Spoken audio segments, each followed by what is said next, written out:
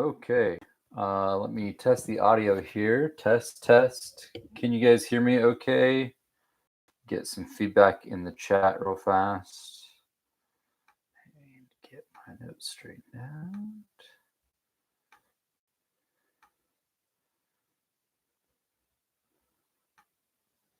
Anyone? Test. I mean, I assume it's working okay.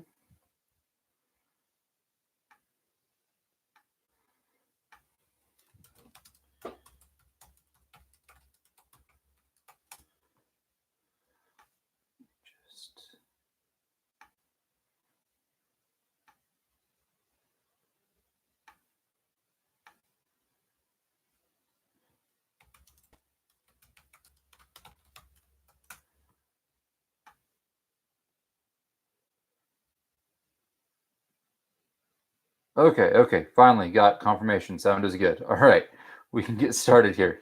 Sorry, last time we tried this on YouTube Live, we had audio problems, so I'm wanting to make sure that everything is good to go tonight before I get started on our main topics. So tonight we're going to be talking about the ERLC and abortion, and also about the dangers of compromise. And the topics are going to kind of overlap because basically we're talking about the failure and the danger of conservatives to act consistently, and to take consistent positions on things.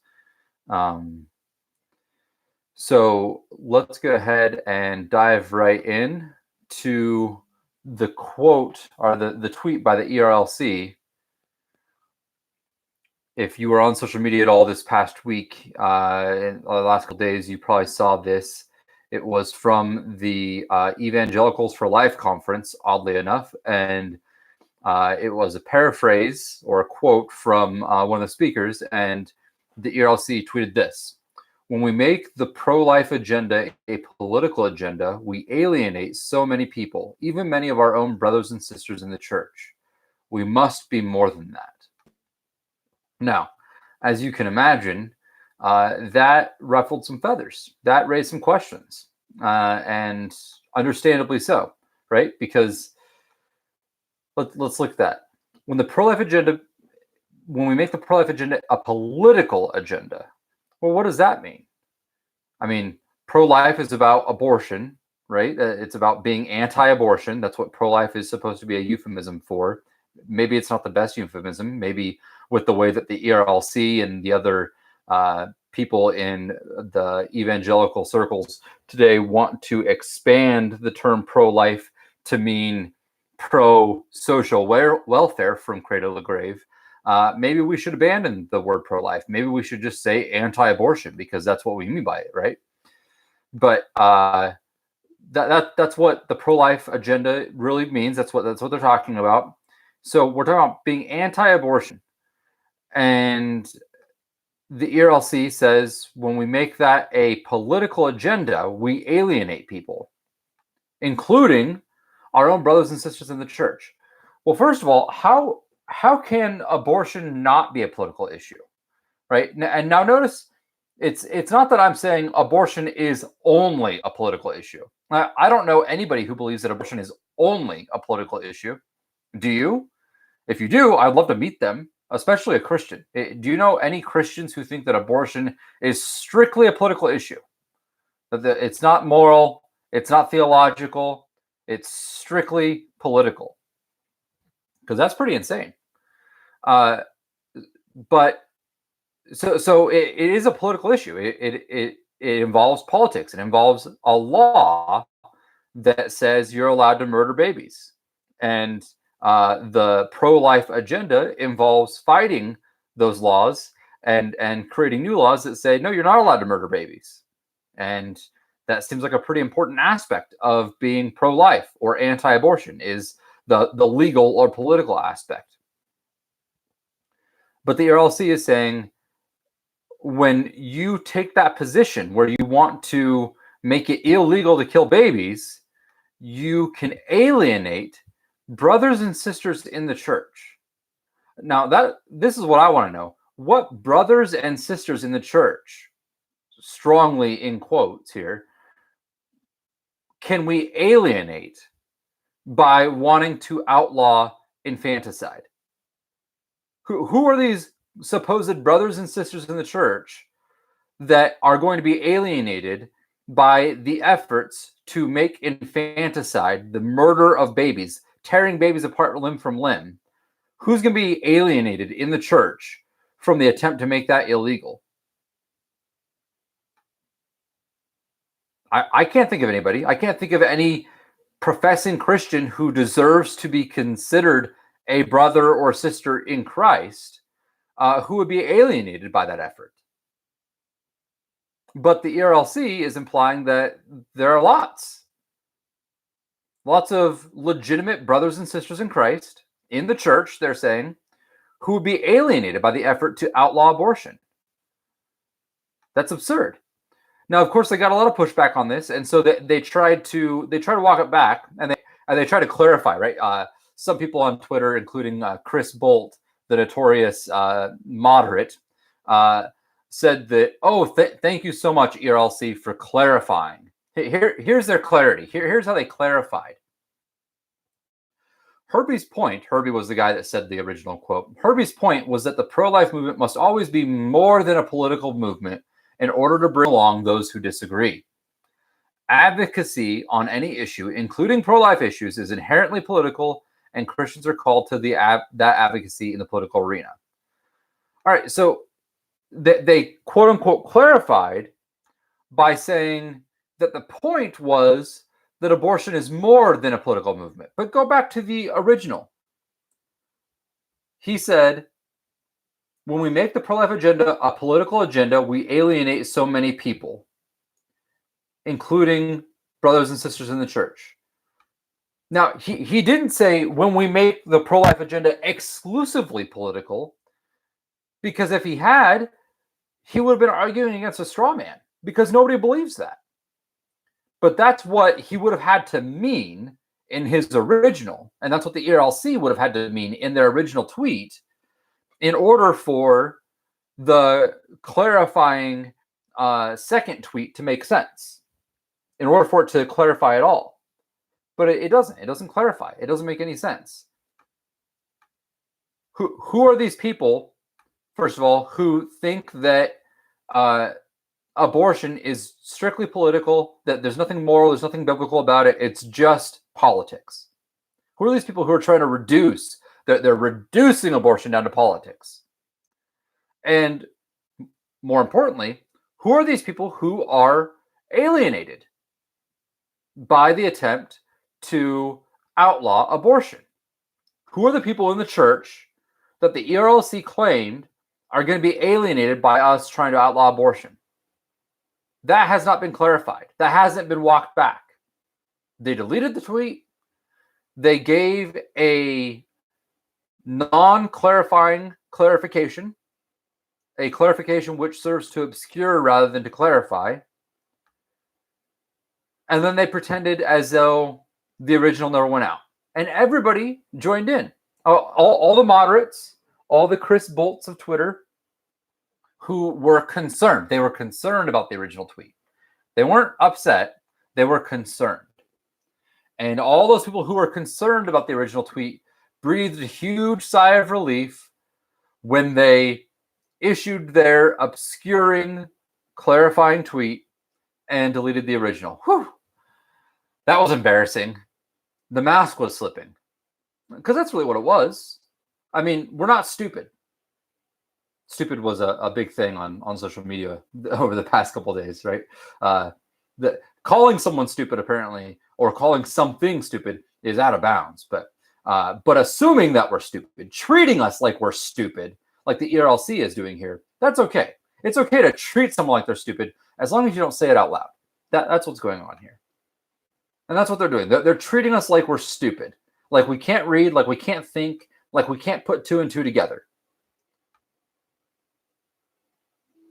What do they mean when they say that we shouldn't be making the pro-life agenda political?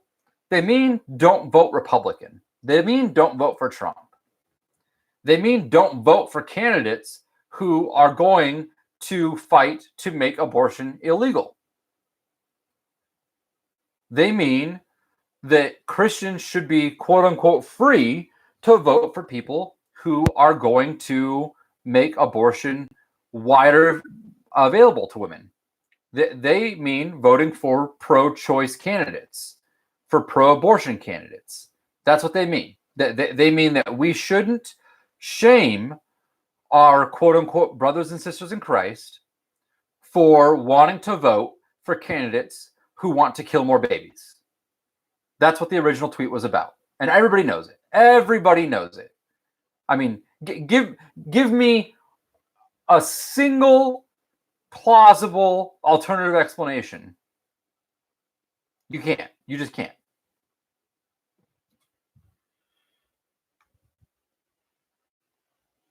And then they tweet out this obscuring, oh, he meant that we shouldn't make it just political. It should be more than political. Everybody agrees it should be more than political. Everybody agrees with that.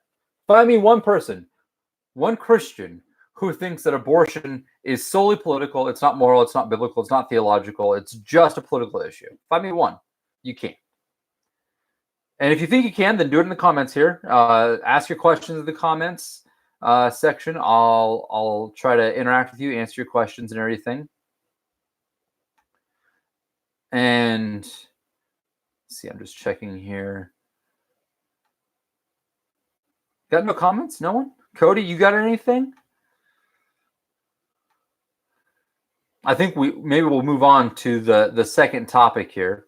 The second topic is the danger of compromise. And I bring up this topic primarily in response to this recent 4-part series that Owen Strachan just put out. Strachan, I think Strachan is his name. I think I'm saying that right. He's a professor at Midwestern Southern Baptist Seminary. He's a pretty decent guy, I think. He's conservative, generally, theologically, politically. He's fairly conservative. And I generally like him. But this was really disappointing. I mean, he wrote this 4-part series on why critical race theory, or CRT, is unhealthy, unbiblical, not good for the church, right? And that's good. That part's good. I mean, he did a great job of critiquing critical race theory, of showing why it's not compatible with Christianity. That was all good. But if you step back and think of it, he hasn't done anything that Mohler didn't do in his podcast on critical race theory. He hasn't done anything that anyone else has done in the recent year or year and a half in talking about critical race theory. And what I mean specifically is he doesn't name any specifics. He cites a lot of specific examples of critical race theory in the culture. And here, again, he's taking after Al Mohler lockstep. He's doing a great job of following Mohler's model, which is condemn critical race theory in name only, by name only. And if you have to refer to specific examples, if you have to cite specific examples so that people know what you mean, and so people know that you're not just beating a straw man, then cite secular examples. Make sure that you don't cite any examples of critical race theory infiltrating the church. Especially make sure you don't cite any examples of critical race theory in the Southern Baptist Convention. And especially don't cite any examples at our Southern Baptist seminaries. That would be terrible. And that's what Owen does here. Owen goes through and he follows Mohler's example perfectly. He gives the right critiques. He gives the right answers. And he cites a whole bunch of secular examples of critical race theory and why it's problematic. But here's my question. What about the person who has been influenced by critical race theory? They've bought into aspects of it, For instance, maybe they've bought into the idea that because they're white and they live in a culture where they will benefit from their whiteness all their lives, that therefore they are necessarily racist, that they necessarily struggle with white supremacy, and that they will do so until the day they die, just merely because of their skin color and the culture that they live in. Maybe someone's bought into that idea. Who knows where they got it? Who knows where they got the idea? But maybe they got that idea somewhere, just floating around out there. And they come across Owen's articles, and they come across Mueller's podcasts, and they say, "Oh yeah, this critical race theory stuff's really bad. Yeah, this stuff's really bad. Hey, but you know what? I remember a professor at Southern Seminary. Yeah, Matt Hall. He's the provost at Southern Seminary. He told me that this belief that whiteness leads to white supremacy and racism is the biblical view of sin. He taught me that I should see myself as struggling with white supremacy until the day I die if I want to hold on to a Pauline biblical view of sin." And surely he isn't teaching critical race theory. I mean, he wrote an article condemning critical race theory. And he works for Al Mohler, who condemned critical race theory. And Owen Strachan now, who works for another seminary of the Southern Baptist Convention, is condemning critical race theory. So all of these people who are colleagues of Matthew Hall and who are even over Matthew Hall are condemning critical race theory. And even Matthew Hall is condemning critical race theory.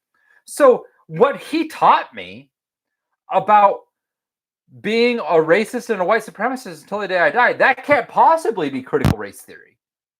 So yeah, I agree, Owen. I agree, Mueller. I agree, critical race theory is bad. We shouldn't follow critical race theory. It's unbiblical for all the reasons that you guys list off. But you know what? I still believe that I'm going to be a racist and a white supremacist until the day I die. And I believe that about every white person in America, because Matthew Hall taught me that. And Matthew Hall obviously can't possibly be teaching critical race theory. See how that works? That is how evil ideas seep into the church. And I'm not saying that Owen Strachan or Al Mohler are doing this on purpose. I'm not even saying that Matthew Hall is doing this on purpose. It's quite possible that Matthew Hall bought into critical race theory early on, stupidly, foolishly, that he was hoodwinked by it, maybe out of a sense of guilt, and he started teaching it without realizing it, and then all of a sudden got smacked in the face, maybe even by a private conversation with Mueller, and realized, oh, wow, that was terrible. That stuff's not true. Maybe he really did realize that. But the fact that he didn't come out and say, hey, what I taught you, that was critical race theory, and you should reject that. The fact that he hasn't done that, and the fact that Al Mohler and Owen Strachan aren't doing that about what he taught you, is going to lead to a lot of people falling into this evil nonsense. And the thing is, if Owen Strachan had just kept his mouth shut, he wouldn't be in too much trouble, right? If he had just towed the line and not said anything at all about critical race theory, then there wouldn't be much to object to regarding him. But because he's come out and talked about how dangerous it is, we now have to ask the question, Owen, if this stuff is as dangerous as you say it is, and I agree, it is. If this is as dangerous as you say it is, then shouldn't we be really, really concerned about identifying and warning people against specific examples of this in the church? No, we don't want to do that. We don't want to be too divisive. Well, wait a second. Is this dangerous or not? You just wrote a 4-part series about how dangerous this is, about how unchristian it is. So shouldn't we be trying to identify it in the church? Shouldn't we be talking about specific examples so that we can warn people and say, hey, don't follow that. Don't read that. Don't think that. Reject those ideas. No, you don't want to do that? Yeah, no, you're between a rock and a hard place now. That's what you get when you compromise. Because his job's on the line now. If he speaks out too clearly, if he says, yes, what Matt Hall was teaching was critical race theory, and you should reject it. If he says, yes, what Jarvis Williams taught was critical race theory, you should reject it. If he says, yes, what Curtis Woods was teaching was critical race theory, and you should reject it for all these reasons that I'm talking about. If he came out and said that, he would lose his job. And he's got a family to support. He's got a career that he's invested in. I kind of feel sorry for him. But that's the danger of having these damned doctrines like the 11th commandment that everybody in the SBC operates off of. I mean, the fact that people in the SBC so slavishly operate off of that damned doctrine of the 11th commandment of thou shalt not speak poorly of another Southern Baptist, the fact that that's a thing should be all the warning signs you need to never get into bed with these people. Because this is what happens. Eventually, you're going to have to choose, as Owen is going to have to choose now. You're going to have to choose between your career, your job, your livelihood, your ability to take care of your family, and doing what's right. Because what he's doing right now, he knows it's not right.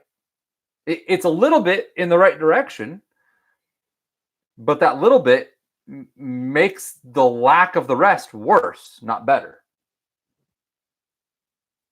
Let's see. Radar Ashwood says, problem isn't just critical race theory or Marxism or whatever. You need to dismantle many of the specific claims made by these people and not just have flippant platitudes promoting libertarianism. I'm not sure are you talking about me having platitudes promoting libertarianism? I'm not really sure what the objection is there, or maybe he's making an objection against the likes of Mueller and Strachan, although the libertarianism makes me think you're not. So, Radar Ashwood, if you want to elaborate on that, please feel free to. Are there any other comments or questions? Anybody want to jump in? While I'm waiting to see if anybody else has anything to say here, I'm just going to kind of go through some of the interaction I've had on Strachan's post, because I posted, are you going to help Christians to identify instances of CRT in the church? If not, what good are such warnings? So he's warning people about critical race theory in the church. Critical race theory is bad. It's incompatible with Christianity. Christians, you should reject it. You should stay away from it. But he doesn't cite a single instance of it in the church so that people can say, oh, yeah, I've seen that. I've seen that in the Gospel Coalition. I've seen that in the articles being circulated on social media by my Christian friends. I've seen that in that book that was endorsed by Tabiti Anabuele. I've seen that in that book that was written by the author that the people at the Gospel Coalition have platformed. Talking about Jamar Tisby here, in The Color of Compromise. Yeah, I've seen critical race theory. Yeah, that stuff is in my church. Yeah, I almost bought into that stuff. That's what people need. They need to be able to identify it. They need people like Owen Strachan and Al Mohler and Neil Shenvi and Chris Bolt and all the other moderates out there who are claiming that critical race theory is as dangerous as it is. They need them to act like that and specifically identify the instances in the church so that Christians can be warned, so that they can stay away. I just don't understand how you can think that anything else is sufficient. Anybody want to challenge me on that? I mean, I can't even think of an argument. Whenever I push these guys, they just go silent. Neil Shenvi goes silent. Chris Bolt goes silent. Owen Strachan, I mean, he's always silent towards me because he just doesn't respond to me. That's fine. I don't expect him to. He's a little bit higher than me. But there's no actual argument or case to be made for the lack of specificity here. No one wants to make the case, which leads even more credence, or lends even more credence to the hypothesis that the silence, the lack of specificity, is born from a craven fear of losing friendships, of losing influence, of losing pull with the right people. And that's sad. It's a terrible position for leaders in the church to be in. And we need to be doing everything we can to push the window, the Overton window, in the other direction. So, I mean, in a way, it might sound like I'm being harsh to these guys. In a way, I'm trying to love them. I'm trying to help to enable them to do the right thing. I'm trying to push the Overton window as far in the other direction as I can so that they can have the sort of political capital and freedom to say what needs to be said, to say the things that you can tell they kind of want to say, but they're afraid to. And I'm willing to be crucified for it. I'm willing to be the scapegoat. I'm willing to be the crazy discernment guy. Because somebody's got to be. Somebody's got to do it. Somebody's got to push the window. And if these guys aren't going to do it, well, I'll do my best. I don't have much of a voice. I don't have much of a platform, but I'll do my best. And hopefully my other brothers and sisters, but especially my brothers in the church, will come along with me and join with me. All right, do we have anything else? Anyone want to chime in? If not, I think we're going to call it a night. All right, thanks, guys. We're going to try to do this once a week. Try to do it around the same time, 7 p.m. Central, usually on Tuesday nights. I missed it last Tuesday night. Was a little busy, but I'll try to keep everybody updated. Thanks, David. David Jack says, good job. I really appreciate you, David. You're a huge encouragement to me and to our ministry. Thank you for tuning in and for the encouragement. All right. You guys have a great night. I'll see you next week, hopefully.